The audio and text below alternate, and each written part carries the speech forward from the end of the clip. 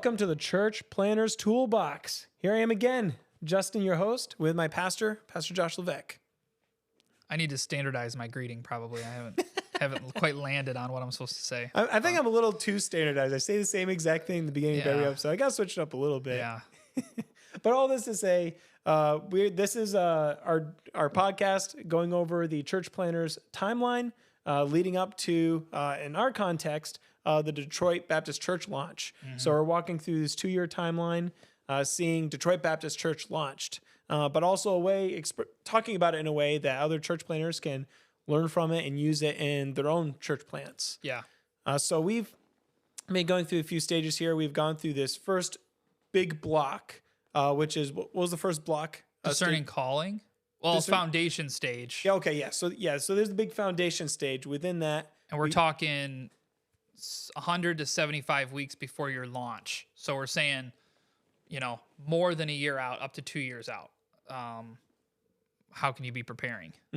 yeah, which is where we're at right now with Detroit. And then within that foundation stage, we finished recently discerning your calling.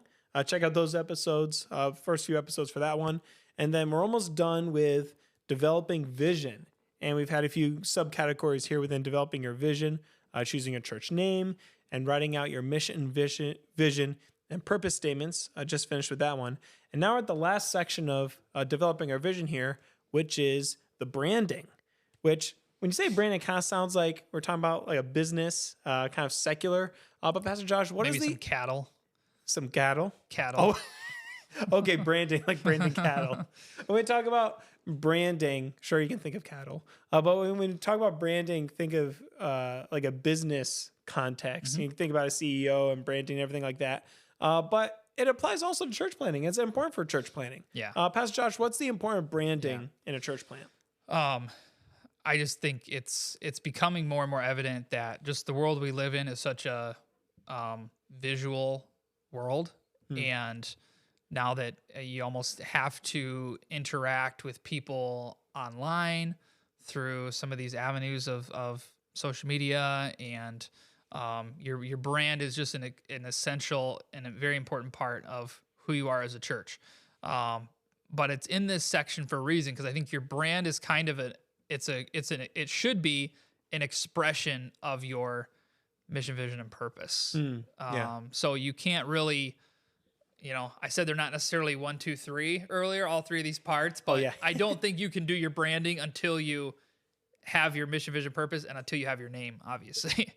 You can't really do your branding, or shouldn't probably do your branding until you have those things. Yeah, because anyone can come up with a logo and put some colors together. That might be appealing, but if it doesn't really reflect the church for what it is, then it doesn't really carry a lot of meaning. Yeah, so great branding communicates and has meaning and value in all of its parts and details. Now, I said I love the like naming part of it. I also love this whole process of branding. I geek out on it. I like I've done like church logos, I've done ministry logos, and even some business logos and stuff. And so I love the whole process. But when we say branding, we're not just talking about a logo. That's one part of your brand. But your brand includes your mission and your vision and your purpose. That's all a part of your brand, because your brand it's an identity. It's who you are. And so that has to start with, what do you call yourself and why do you call yourself that? And then some of the things that are particular, even with your vision, should come out in your brand. Yeah. So branding, and I'm glad you're establishing this, that branding is more than just what you put on your social media page. Yeah. It's more than just what your website looks like. It's more than the decoration you put in your building. It's how you present yourself, what you're showing about yourself, which you can put in summary a lot of the discern or the developing vision. Yeah. You can summarize a lot of it in that way. And the branding is where you get into that realm of, now we're communicating it. Right. And now it's being shown to supporters and your church what the vision is.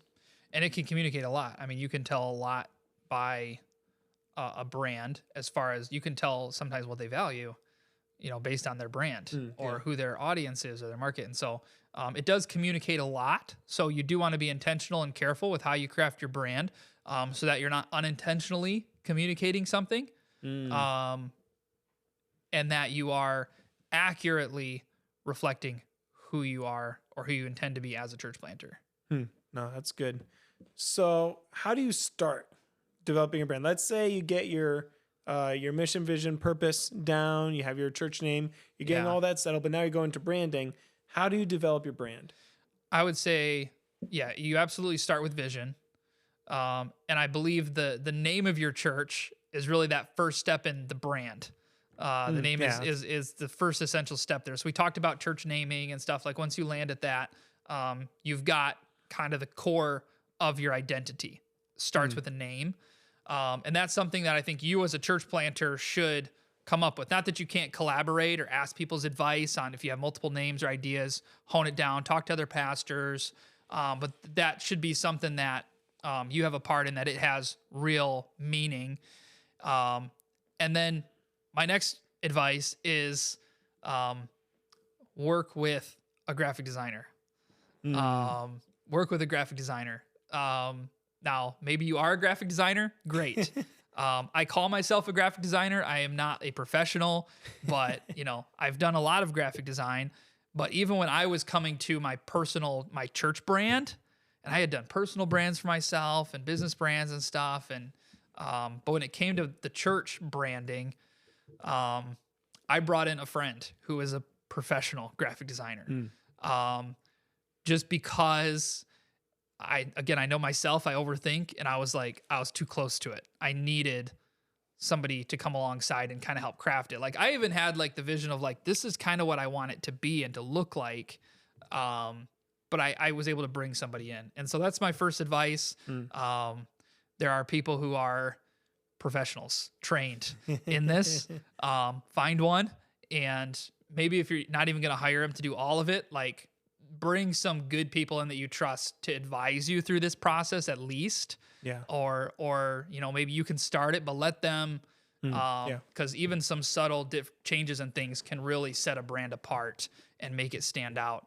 And it's going to do so much for your credibility, having a clean, attractive, professional looking brand. People, and this is what makes it hard, is that people are so inundated with advertising and media. It's true, yeah. Is that they are seeing professional branding every day, all day. So they know what looks good, even if they couldn't tell you why. Which means they also know what looks bad, even if they can't tell you why. So the difference in getting a professional designer to help you is they do know why it looks bad and they know how to fix it. They know how to make it look good. Yeah. I think the temptation is with doing it on your own is that you get to put 100% of your heart and what you like into it. Yeah. And which is good, but if you're just making about how you envision and how you see the church, not all of that translates to how other people are going to see your church. Right. That's a good point, because your brand has to have a wider appeal. So sometimes, when you see somebody, maybe somebody does their own brand or their own design, and they really love it. Right. And that's the hard part, is when you're doing it, you fall in love with it and then you don't want to change it. And I've done this with my own logos and stuff. Is I've fallen in love with something too fast, and that's something you have to be careful. And that's why outside advice is good. But you are only one demographic. So, it might appeal to you, but it has to have some wider appeal. And so, graphic designers are good at crafting something that has some wider appeal, and is going to communicate accurately your vision within it. And so there's all kinds of ways that you can do that. And again, just because you bring somebody in on the process doesn't mean you're surrendering your creative input. A good designer can work with you to help find your vision and communicate that. And so, but that's my first advice, is get some help. Get somebody that really knows what they're doing. Because there's a lot of tools out there today, like Canva and even AI, now that, you can say, design me a logo, and you'll get something in 10 seconds that, like, anymore looks decent. And that's the hard part is, what was maybe inaccessible to non-designers is now like right there. So, I mean, that's a good thing in that it's brought the cost down and these things are more accessible, but there is still some value in either some professional consultation or actually hiring a designer to do your branding. It'll make the difference, and it'll set you apart when it comes to even your support raising, and then how you're going to appeal to your community through that same brand. Yeah. So just make your branding count, and make it something that'll appeal. It's not putting on a show. It's not man pleasing. You just want to represent your church well, and you want to communicate your vision, and you want people to know that. I mean, you give people the sense that you know what you're doing, that you can be trusted, that you're really into this. It's that idea of credibility. Sure. Yeah. A bad brand, bad logo, bad website, can turn people away, and it will turn people away. They won't even give you a chance. You could have the best church, the best preaching, but the way you present yourself can keep people from having that opportunity to be engaged with the gospel. So it is an important thing. Yeah. That deserves your time and even your financial investment up front into doing it well. Yeah. And even to what you're talking about nowadays, the visual, the internet presence is so much more significant today than it was before.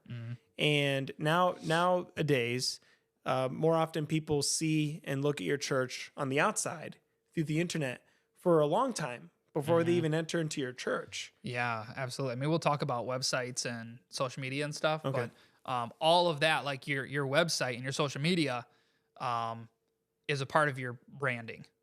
In other words, that's part of your internet presence. And so having a strong brand, again, not just a logo, it's a wider thing. It's going to involve your even like your mission statement and that language and your like kind of catchphrase taglines that you can use. That's all part of your branding. So sometimes people talk about having your voice.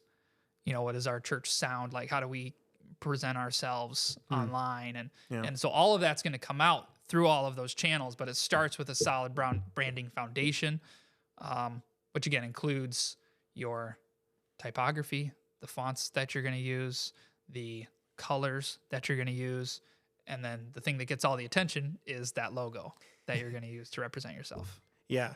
And thinking about looking through fonts and looking at color palettes and figuring out what works.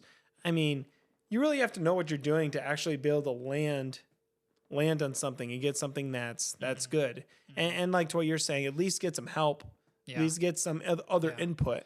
Well, I'd say a good place to start, because you are a consumer as well. And so I think you also know what you like. And so one of the first things you can do as a church planner or whatever is start collecting inspiration. You see something that you like, take it, store it, use something to kind of start to collect all this, a Pinterest board or a kind of just a note app that you can use to start to grab all these inspirations that you like, that appeal to you maybe in specific ways. Like, okay, I like the fonts here. I like the wording, or I like these colors, or I kind of like how this logo, the style of it is, or I like this application and how they use their logo in these different ways. Start to collect those things. And then whether you're going to design it yourself or you're going to hand that off to a designer, that'll give them a foundation that ultimately they can make something that, does appeal to you, that you like. And so collect inspiration, but then, choose a designer to hire or advise you through this process. And then it comes to the actual design and, the elements of that brand. I think what it should result in is some kind of brand guide that's going to have a logo. When it comes to logo, there's multiple types. There are just word marks, which is just the name of your church. Oh, okay. Stylized. Sure. Yeah. Famous word marks. For example, like, Coca-Cola, that's a word mark because it's the name of their company, is their logo. That's true, They don't yeah. necessarily have what we might call a logo. It is a logo, but mean, that's where we call yeah. a mark or a brand mark, Yeah, which is a symbol of your brand. Yeah, they have that like pop glass bottle that they'll Yeah. use for a logo sometimes, but mostly it's that just the So a writing. brand consists of all those things. Like you have your logo, which can be a word mark, can be a brand mark, or it can be a combination where you have that word mark and you have some kind of icon or symbol, and you can use them together. You can use them separately. And so a good brand is going to be really flexible, especially today. You need a brand that can work in all kinds of areas. It needs to be able to be printable on black and white, look good on a big billboard or on a business card. It's scalable, it's flexible, it looks good in a vertical, like Instagram reel format, or a wide screen Facebook header. And it can fit in all those different contexts. And so that's where having a flexible brand, but then ultimately what makes branding compelling, I think, and what makes it actually work is then consistency. If you have a good brand, you got to stick with it and use it consistently. Gotta stick with it. Yeah, that's where having a brand guide can help you, especially if you have multiple people working and doing design, that you're always kind of using the same colors and the same fonts and the logo in the same way. And so that's where a brand guide from a designer is going to have some like even rules of like, this is how we use our logo. This is how we don't use our logo. Yeah. What do you mean by a brand guide? A brand guide is like, it's typically kind of the final product you're going to get from a designer that's going to have the logo, but then really define the colors, define the fonts, but then define the usage of how the logos are to be used. I have some examples of that. I've seen good ones. Sometimes it's a 1-page thing, sometimes it's a 20-page thing. But it just goes and kind of defines the rules and then all of the like various ways in which the logo can be used and can't be used. Okay. But at the very least, it has to kind of define, these are our colors, these are the codes, these are the fonts, these are the logos, these are the combinations of colors that we use with our logo. In other words, so our logo is orange. But I'm very careful. I don't like orange on black. Yeah. And so part of our brand guide is don't put orange on black. Anytime we use our orange logo, it has to be with a white background. But that's consistent across all our signage, letterheads, everything. And I really avoid using black unless I'm going to go all black. Then it can be on a white background if it's going to be black and white. I see. Yeah. Right. And so those kind of things done consistently across print, flyers, advertising, online, consistency gives it's appealing, and it gives some level of credibility to a brand. I have a question, by the way. Yeah. How did you come up with orange for your church? You have such a fiery, bright orange for your church. That's a good question, because I said every part of your brand communicates, and color communicates a lot as well. And so, okay, so just how did we arrive at orange? One of the things I said you should do when you're naming your church is do a survey and get all the church names in your region. You should do the same thing when you're branding. Anytime I'm doing a brand for a church or a company, if I'm doing a brand for a company, I ask them, who are all of your competitors? And I'll make a board of here's all their competitors' logos, because I want them to stand out from that. So I want them to look different from all their competitors. And so I kind of did the same thing here in Dearborn. Although there aren't a lot of churches, there are a lot of mosques. And so I even took all of the mosques' logos, like how are the Muslims representing themselves in the community? And Muslims use a lot of green. Whereas, a lot of churches use green. Like the church I grew up in used green. And it was great for that community because it's a very rural farming community. It's a great color. But in Dearborn, I wanted to stand out from that. And, personally, I've always loved the color orange, so it was kind of a personal thing. Like I do love orange, and I hadn't got to use it a lot in design, but I love the energy of orange. Orange is a very enthusiastic, and so it kind of fit that. It stands out a lot. Right, but like in the last episode, I shared some of our value statements, which are like, we want to be central. We want everybody to know we're here. We want to be kind of courageous and stand out, and we want to be loud. And so I wanted even our colors to reflect that. And so we have this bright fire orange. And like, you know, we painted our sign bright orange. You can't miss it. We want to stand out. And so the orange helps us do that. And it also differentiates us. No other churches were doing that. So a color might communicate a certain attitude. Colors can sometimes maybe identify with a community in a specific way. So like you're going to Detroit, and like you landed on kind of a blue-green, but that's because that's the, you know, the spirit of Detroit color. Yeah, my inspiration was the spirit of Detroit color. Yeah, so, and then because that, like if you look at Detroit, like that's the color that the city of Detroit uses for its website and branding, and even the Detroit police and people tend to use that color. It kind of represents Detroit, you know, and so you're doing that color to kind of, it's something people identify with. Yeah. So like, so you can take different angles with it. Like the angle you took was you're going to be different. You're going to stand out. People are going to like do a double take on your church. And my approach, I took the approach of when you come here, like this, I'm part of your identity. Yeah. Like this is a Detroit church. And this is what we're about here at Detroit. Yeah. And that can be a great reason. And then, you know, colors can also communicate vision, you know, and fit. So like if you are Coastline Baptist Church, you know, you're not going to do like red. No, you're going to do a cool blue. Like, you know, an ocean blue or an aqua blue or something like that kind of fits with the name or fits with the purpose. If you are, you know, Solid Rock Baptist Church, you're probably going to go earthy with some grays or some browns or something like that, you know, to represent that, like, you know, foundation kind of thing. And so color communicates, and it ought to be part of the consideration. And then it ought to be consistent too.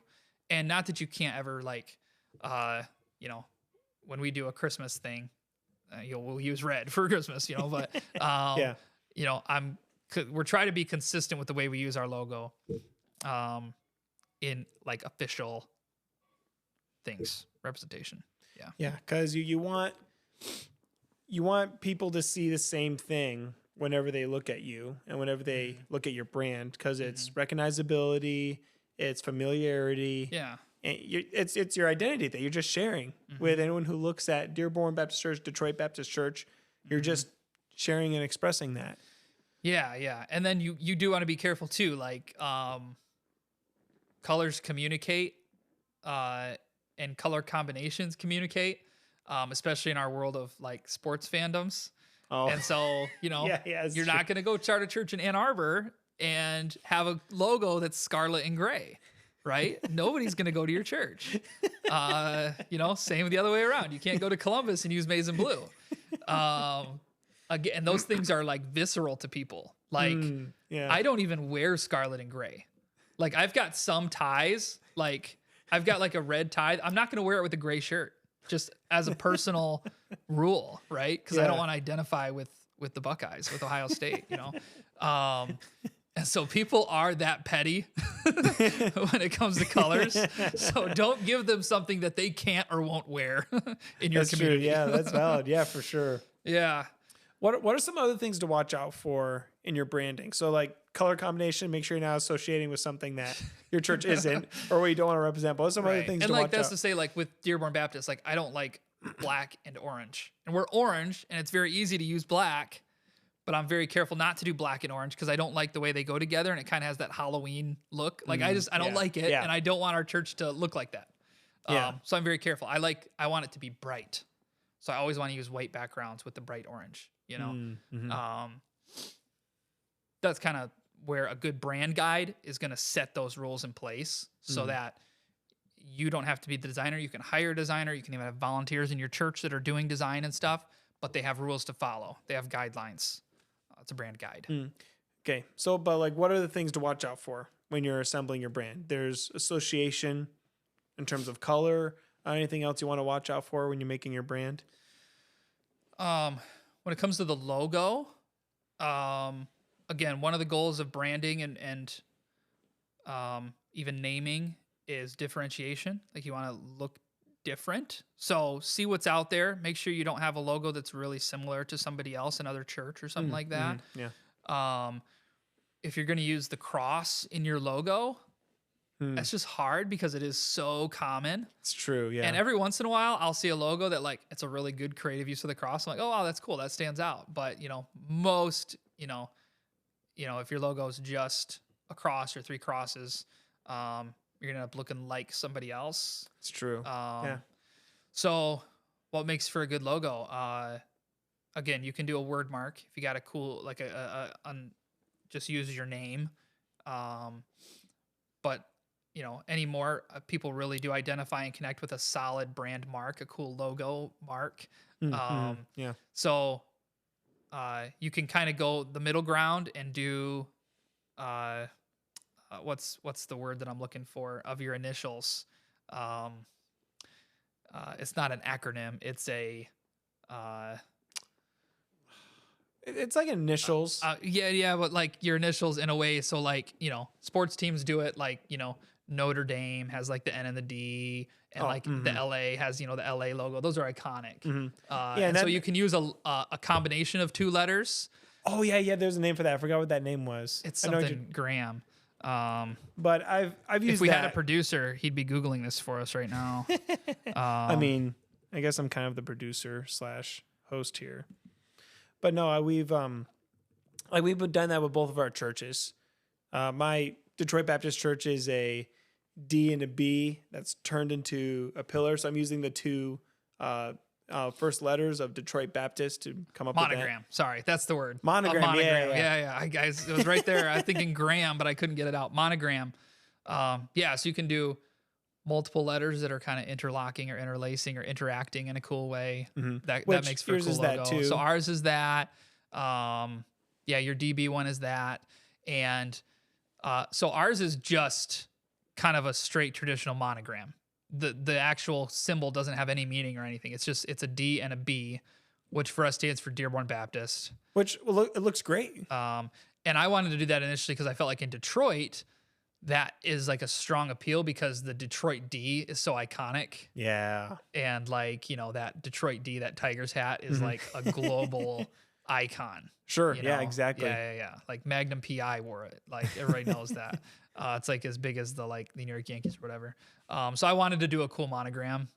And so I kind of had that vision of like, I want a cool monogram, but then that's when I brought in a friend who's a designer and he actually pulled it off in a cool way. Yeah, that looks fantastic. It's polished up and everything.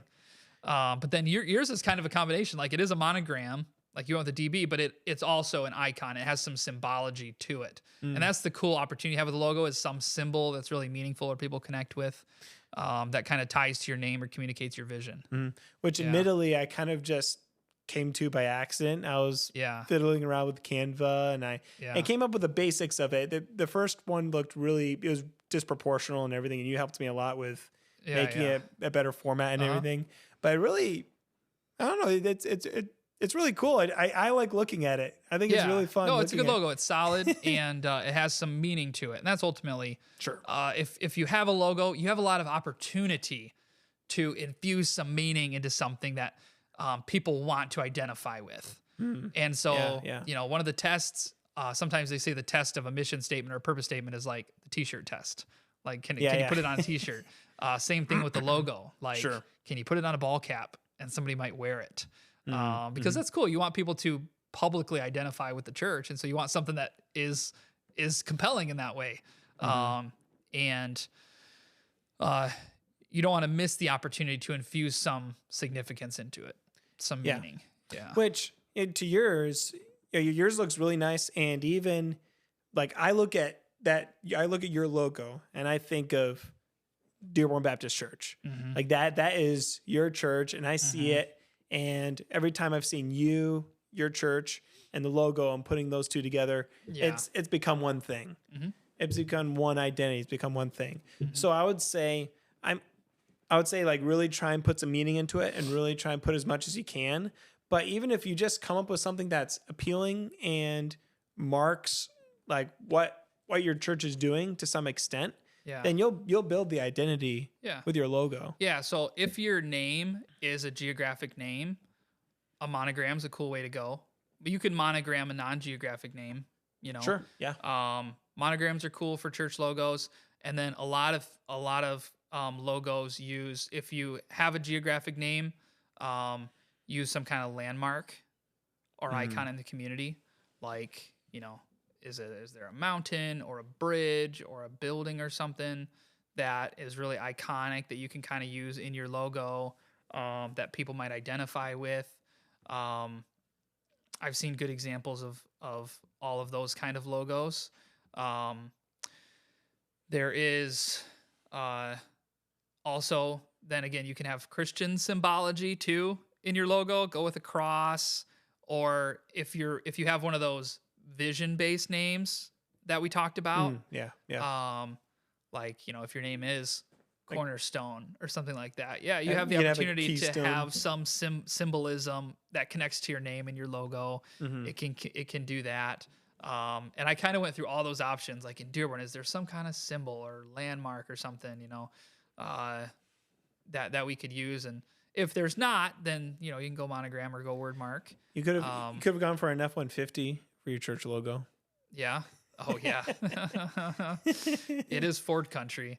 And that was kind of one of my brand inspirations that I shared with the designer that was doing it. Okay. Is because Dearborn is so Ford country, and Ford kind of has that iconic typography, just with their name. It's kind of just like, this is kind of the feeling of like a little nostalgic, industrial kind of name. Yeah.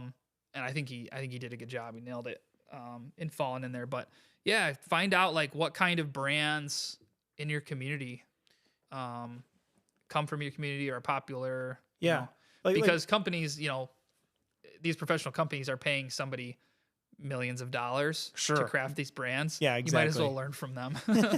Yeah, like for example, in mine, my logo, I put that together. They kind of just went together like that. But the typography for the Detroit Baptist itself that goes next to the logo, I took a lot of inspiration from Shinola. Oh yeah, which a company grounded in Detroit, iconic, yeah, iconic Detroit. And so I kind of took some elements from that. I made the Detroit look like the Shinola on top, and then the Baptist church at the bottom is like a bolded version of the Detroit that usually goes under the Shinola. Yeah, and it's not like people can tell if you just ripped something off, if it's a bad ripoff. And sometimes good design is knowing how to have inspiration from something and still being different from it. Yeah, to not copy differentiate. paste. Not exactly doing that. But yeah, it's good to be inspired by things from within your community. Certain types of architecture or styles that your city's known for, or a certain era of history. Or something that would appeal to people. You can find inspiration in all those places, but that's kind of your job. If you're not going to be the designer, you can still be the one that kind of finds some of that inspiration from within your community. Yeah, sure. Yeah, because that's going to help the designer out. Yeah, maybe hire a designer from your community if you don't have a strong connection. Yeah, that's true. Can be a way to kind of get your foot in the door someplace. That's true. Yeah. Let's see what else I had in here. Yeah, I was just trying. I didn't have a list prepared of types of logos, but yeah, there's lots of cool things you can do with logos. Lots of opportunity for symbolism. How about complexity with the logo? Because I've seen complex logos. I've seen really simple ones. Yeah. What's the philosophy there for you? Yeah, simpler's better when it comes to it. I've seen some really complex designs, and sometimes it was something that was maybe created a long time ago, or you inherit it, or something like when it comes to just church branding. But with church planting, you get the opportunity to start from scratch, right? You get to really build it the way you want it. And so I'd say it needs to be simple for those purposes of being flexible. That's true. And being reproducible at different sizes and things like that. So even when it comes to color, you can't use a lot of gradients or things like that. It needs to be simple. Kind of straightforward. Yeah, and I think you mentioned to me before, your logo should be able to stand on its own with one color. Sure. Yeah. Right? It needs to be able to be black and white. It shouldn't need the color to stand apart or to communicate. Like if it's like a two-tone logo and the two colors within something. Oh yeah, two colors next to each other. Yeah. If it doesn't work black and white, I don't think it's a strong logo. It's not going to work well in a lot of different settings where you're going to be more limited in that. Yeah. I remember wrestling with the logo and wrestling with the brand, and I had a lot of ideas that I thought were really cool. I was like, oh man, this is really awesome. I really want to do this. And then I had you come check it out, and I had you look at it. It's like, Justin, no, that doesn't really look Maybe like. keep working. Yeah. Hopefully I was not too, I was kind in my Oh no, critiques, you're like, yeah, I think you're onto something. but try again. Well, and that's come from like, doing a lot of design myself, and it's very easy to get stuck on an idea and like think it's great. But outside eyes helps, and then somebody who's done some design before helps. And a rule of thumb in graphic design is like, don't go with your first design. Make different versions. Make multiple. Even if there's one that you're really leaning towards, try to make some more and see if you like those better. Allow a little bit of competition between ideas. And again, this is something that, just like with the vision and purpose, you don't want to always be changing this, so put the work in up front to come up with something that you really like. I've done this the other way, because sometimes, like the way we are doing ministry here in Dearborn, I use the analogy all the time that, it feels like we're laying track in front of the train sometimes. And so we had an idea for a conference, the Christ is Ministry and stuff. Yeah. And like, we had the idea for it. And then for some reason, we're going to do this in like 3 months. Like we're going to have this conference in 3 months. And so I like threw together some design stuff like real quick.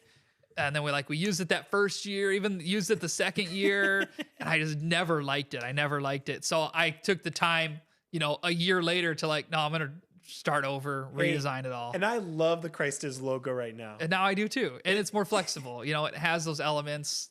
So it's more flexible, because then it's like, oh, we don't just want to be a conference. We want to do publications. So now it has to exist on a book spine or, handouts or gospel tracks and stuff. And so just taking the time to create a brand up front that you like, that's flexible, that you don't have to be changing it every year or 6 months or something like that, is worth the time or worth the investment. That's something that's worth paying some money for.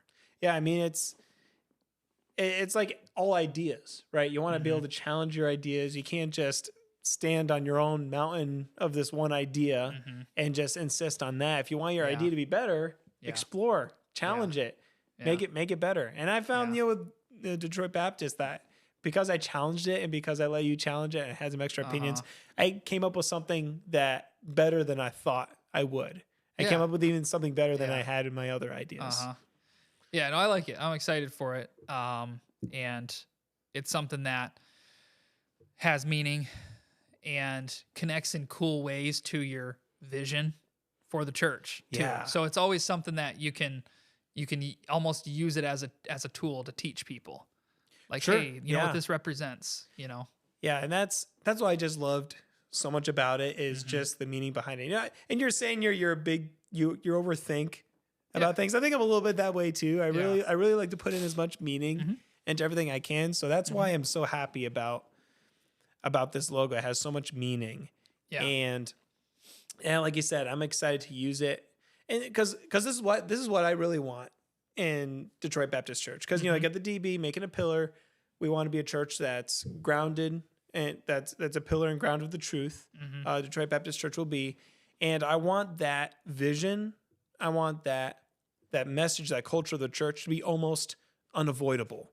Yeah. Where you can't come across Detroit Baptist Church without knowing that we're a church that's grounded in faith and God's truth. Yeah. And that's why I want that pillar to be expressed in that way. And that's why I have all the colors being the spirit of Detroit, right in this middle of downtown Detroit and what that represents in 2 Corinthians 3:17.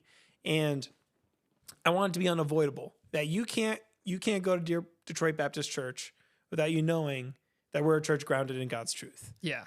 Yeah. And I think that should be the goal of everyone's brand, that with at all possible, make it everything that a person looks at in your church. Like in your Dearborn, you have the nostalgic industrial look to your brand. and talking about how you're connected to Dearborn, for Dearborn, that's unavoidable. Right. It's unavoidable Right. that people look at Dearborn Baptist Church. You can't look at Dearborn Baptist Church without them saying therefore Dearborn. Here for Dearborn.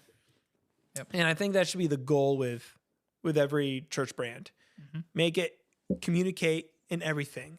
Yeah. Your mission, vision, your purpose as much as you can. And that's part of what will help draw the people that will collaborate with your vision.